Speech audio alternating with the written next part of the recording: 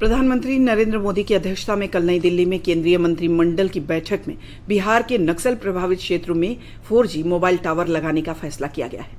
मंत्रिमंडल के फैसलों की जानकारी देते हुए सूचना और प्रसारण मंत्री अनुराग ठाकुर ने बताया कि इन सेवाओं का संचालन BSNL को दिया गया है। 2542 टावर्स को आज प्रधानमंत्री मोदी जी के नेतृत्व में मंत्रिमंडल ने 2G से 4G में अपग्रेड करने के लिए 2426 करोड़ रुपए का अनुमोदन किया है और ये सभी साइट्स नक्सल प्रभावित क्षेत्रों में है। इनमें आत्मनिर्भर भारत में बने 4G core network, radio network एवं टेलीकॉम इक्विपमेंट्स का उपयोग किया जाएगा। इन सभी साइट्स को BSNL ही अपग्रेड करके संचालित करेगा। ये डिजिटल इंडिया को बल देने के लिए है।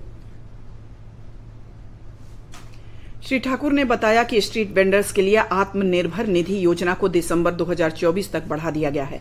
इसके तहत लोन की राशि में भी बढ़ोतरी की गई है।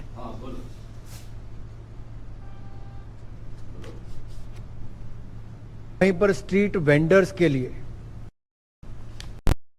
लेकर आए थे street vendor Atmanirbhar Nidhi, PM Svanidhi. इसके माध्यम से देश भर के लाखों वेंडर्स को लाभ मिला। आज निर्णय लिया गया है कि इस योजना को अब बढ़ा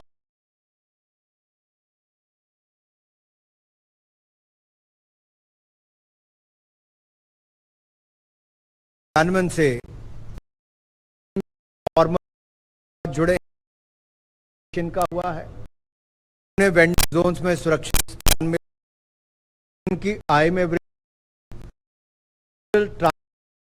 हुई, साथ ही साथ सुरक्षा की भावना दिलाने